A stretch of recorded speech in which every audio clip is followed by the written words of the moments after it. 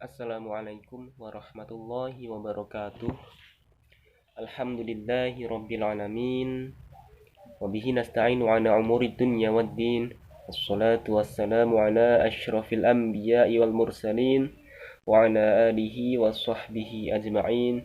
Rabbi shrah li sadri wa yassir li amri wahlul 'uqdatam min lisani yafqahu qawli, amma ba'd. Baiklah teman-teman semuanya, sebelumnya saya perkenalan terlebih dahulu. Nama saya Anton Novianto dari kelas PAI 5A jurusan Pendidikan Agama Islam, Fakultas Tarbiyah dan Keguruan, Universitas Islam Negeri Sultan Maulana Hasanuddin Banten. Di sini saya akan menjelaskan atau mempresentasikan materi tentang landasan pengembangan kurikulum, yaitu pada mata kuliah pengembangan kurikulum PAI berbasis literasi dengan dosen pengampu saya, yaitu Ibu Hernanelis MPD. Baik, langsung saja teman-teman semuanya. Landasan pengembangan kurikulum itu kita bagi menjadi 6 landasan. Ada 6 landasan dalam pengembangan kurikulum. Pertama, landasan filosofis. Kedua, landasan psikologis. Ketiga, landasan sosiologis. Keempat, landasan budaya. Kelima, landasan ilmu pengetahuan dan teknologi. Dan keenam, landasan organisatoris. Pertama, yaitu dari landasan filosofisnya terlebih dahulu. Secara pokok, unsur-unsur kurikulum meliputi 4 komponen utama, yaitu tujuan, isi, metode atau proses, kemudian unsur evaluasi. Keempat unsur kurikulum tersebut antara satu dengan lainnya saling terkait dan bekerja sama dalam upaya mewujudkan tercapainya tujuan pendidikan atau pembelajaran. Jadi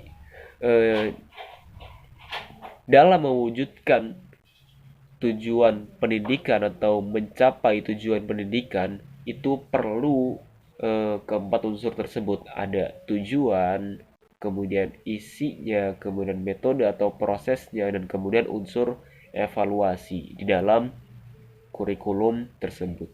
Kemudian pendidikan sebagai ilmu terapan itu tentu saja memerlukan ilmu-ilmu lain sebagai penunjang. Dalam hal ini yaitu ilmu filsafat. Filsafat pendidikan pada dasarnya adalah penerapan dan pemikiran-pemikiran filosofis untuk memecahkan masalah-masalah pendidikan. Pada pokoknya, ada 3 pendekatan filosofis yang sangat mempengaruhi dan senantiasa menjadi dasar pertimbangan dalam pengembangan pendidikan atau kurikulum, yaitu pertama ada filsafat idealisme, yaitu filsafat tentang hal-hal yang berkaitan dengan pemikiran-pemikiran seseorang. Kemudian kedua yaitu filsafat realisme, yaitu filsafat tentang kenyataan-kenyataan dalam kehidupan manusia. Dan terakhir ada filsafat pragmatisme. Adapun manfaat penggunaan filsafat pendidikan dalam mengembangkan kurikulum antara lain. Yang pertama yaitu memberikan arah yang jelas terhadap tujuan pendidikan. Kedua yaitu dapat memberikan gambaran yang jelas hasil yang ingin dicapai. Kemudian yang ketiga, memberikan arah terhadap proses yang harus dilakukan untuk mencapai tujuan. Jadi tidak hanya rencana saja yang dapat terarah, kemudian proses pun dapat terarah ketika kita menggunakan filsafat dalam pendidikan. Kemudian yang keempat, memungkinkan dapat mengukur hasil yang ingin dicapai. Kemudian yang kelima yaitu memberikan motivasi yang kuat untuk melakukan aktivitas. Kemudian lanjut, yaitu dari segi landasan psikologisnya. Guru atau pendidik harus selalu mencari upaya untuk dapat membelajarkan peserta didik. Cara belajar dan mengajar yang dapat memberikan hasil optimal tentu memerlukan pemikiran yang mendalam, yaitu dilihat dari kajian psikologi belajar. Jadi memang guru atau pendidik tersendiri yaitu selayaknya menguasai ilmu psikologis. Karena memang untuk dalam kegiatan pengajaran, dalam kegiatan belajar mengajar nanti, kemudian dapat mengetahui psikologi muridnya sendiri gitu. Kemudian pada dasarnya ada dua jenis psikologi yang memiliki kaitan sangat erat dan harus dijadikan sumber pemikiran dalam mengembangkan kurikulum, yaitu psikologi perkembangan dan psikologi belajar. Apa makna dari kedua hal tersebut? Psikologi perkembangan adalah ilmu atau studi yang mengkaji perkembangan manusia beserta kecenderungan perilaku yang ditunjukkannya. Adapun psikologi belajar adalah suatu pendekatan atau studi yang mengkaji bagaimana manusia umumnya melakukan proses belajar. Begitu. Kemudian menurut psikologi belajar bahwa belajar diklasifikasikan diantaranya yaitu belajar berdasarkan keseluruhan, belajar adalah pembentukan kepribadian, belajar berkat pemahaman, belajar berdasarkan pengalaman, belajar merupakan proses perkembangan, dan belajar adalah proses berkelanjutan. Lanjut yaitu dari segi landasan sosiologisnya, yaitu disebutkan bahwa pendidikan adalah proses sosialisasi melalui interaksi insani menuju manusia yang berbudaya. Dalam konteks inilah anak didik dihadapkan dengan budaya manusia, dibina dan dikembangkan sesuai dengan nilai budayanya, serta dipupuk kemampuan dirinya menjadi manusia. Artinya manusia itu sendiri dapat mengetahui kemampuannya sendiri dalam melakukan sosialisasi atau dalam berbudaya di dalam lingkungannya. Kemudian secara umum pendidikan dan khususnya persekolahan pada dasarnya bermaksud mendidik anggota masyarakat agar dapat hidup berintegrasi dengan anggota masyarakat yang lain. Dan hal ini pun membawa implikasi bahwa kurikulum sebagai salah satu alat mencapai tujuan pendidikan.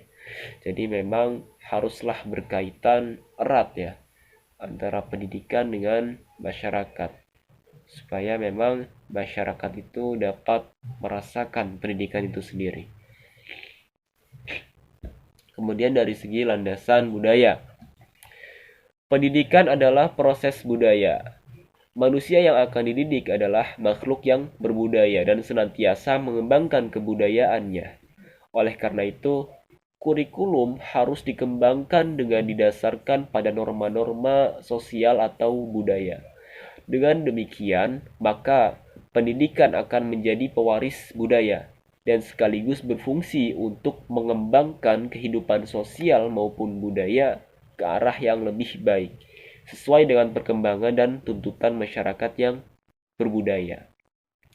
Jadi memang dikatakan bahwa pendidikan disebut sebagai proses budaya.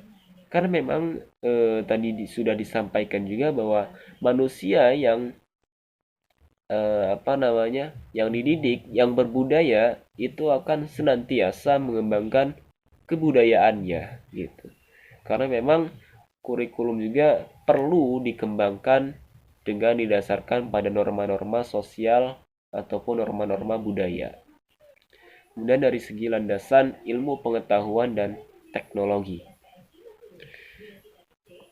disebutkan bahwa sumber nilai yang ada dalam masyarakat untuk dikembangkan melalui proses pendidikan itu ada 3. Pertama logika, kedua estetika, dan ketiga yaitu etika. Ilmu pengetahuan dan kebudayaan adalah nilai-nilai yang bersumber pada logika atau pikiran. Sebagai akibat dari kemajuan ilmu pengetahuan dan teknologi yang pada hakikatnya adalah hasil kebudayaan manusia, maka kehidupan manusia semakin luas, semakin meningkat, sehingga tuntutan hidup pun semakin tinggi. Kemudian, pendidikan dihadapkan pada perkembangan ilmu pengetahuan dan teknologi yang berkembang dengan pesat. Oleh karena itu, agar kurikulum dapat bertahan kuat, maka pengembangannya harus didasarkan pada ilmu pengetahuan dan teknologi yang kuat pula. Dengan demikian, kurikulum akan mampu menyesuaikan dengan situasi dan kondisi yang berkembang, baik dilihat dari segi perkembangan sosial budaya maupun perkembangan ilmu pengetahuan dan teknologi. Jadi memang seiring perkembangan zaman, seiring dengan perkembangan kurikulum, juga diiringi dengan perkembangan ilmu pengetahuan dan teknologi yang semakin pesat begitu, agar kemudian kurikulum ini juga menjadi kuat dan juga menjadi maju atau ya menjadi pesat begitulah. Kemudian terakhir dari segi landasan organisatoris. Landasan organisatoris itu merupakan asas yang paling mendasar, karena kurikulum akan berjalan dengan baik apabila diorganisasikan dengan baik pula. Hal ini untuk memudahkan pelaksanaan proses belajar mengajar, sehingga guru dapat lebih mudah dalam menyajikan bahan-bahan pelajaran yang beragam kepada peserta didik.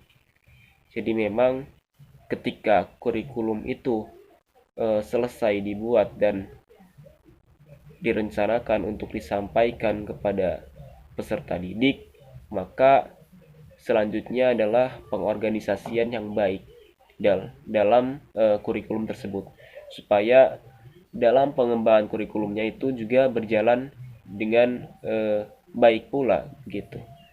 Jadi ada pengorganisasian yang baik, maka kurikulum itu dapat berkembang dengan baik pula, begitu kiranya. Mungkin itu terkait materi tentang landasan pengembangan kurikulum yang bisa saya sampaikan. Kurang lebihnya saya mohon maaf, mungkin langsung saya tutup saja ya. Baik, khairukum man ta'allama al-Qur'ana wa 'allamah, wallahu al-muwaffiq ila aqwamit thoriq. Wassalamu alaikum warahmatullahi wabarakatuh. Salam dari UIN Banten ya.